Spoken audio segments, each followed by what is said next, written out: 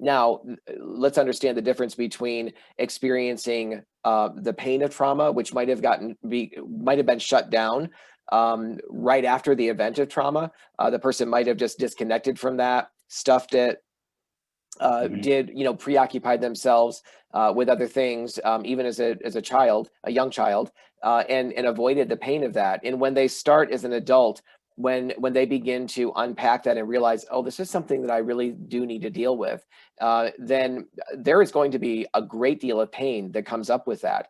And so first, so I want to just say, let's not confuse a person's pain for being re-victimized. And also, one of the ways that we can be a real gift to a person is to give them simply the gift of our presence. Mm, And oftentimes they don't need words. Sometimes as mm, Christians we feel uncomfortable. We do, not just sometimes. I think we all do, unless we've done a lot of work in this area. We feel really uncomfortable with our own pain, and we feel uncomfortable with other people's pain, and we just want to make it go away. We want to solve the problem. I'd say, especially as guys, we just want to solve the problem. And honestly, that is a way of re-victimizing somebody mm, that okay. oftentimes, as I said earlier, that many times kids were either not believed, they were not heard. And and if they didn't even tell anyone, one of the reasons they didn't tell anyone is because they didn't have the kind of relationship. That doesn't mean that they didn't have a good relationship with both mom and dad, or maybe one or the other, but there was something in the relationship where they were fearful about bringing this kind of information to their parent, and so they just stuffed it and tried to move on. And so one of the ways we can Mhm. re-victimize someone is not letting them tell their story.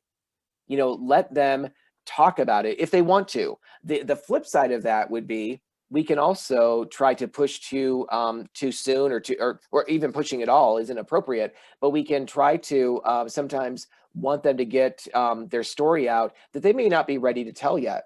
And so we just need to really be cautious and careful in letting a person um, bring to the light what they're ready to right then, and so neither deflecting or rejecting their pain or their story, but if they're oftentimes they want they feel very ambivalent. They feel this kind of all this pressure sort of behind this dam that they've held onto so much of their life, and for whatever reason, it's God is putting his finger on it, and it's starting to come up now. Mm, And they oftentimes want to tell the story. They oftentimes want a willing ear that's not going to chime in and interrupt constantly, but be attentive to what they're sharing. So I'd say that those would be two things: is being aware of inviting the story to come out if they're ready to, but not pushing them to do that too soon.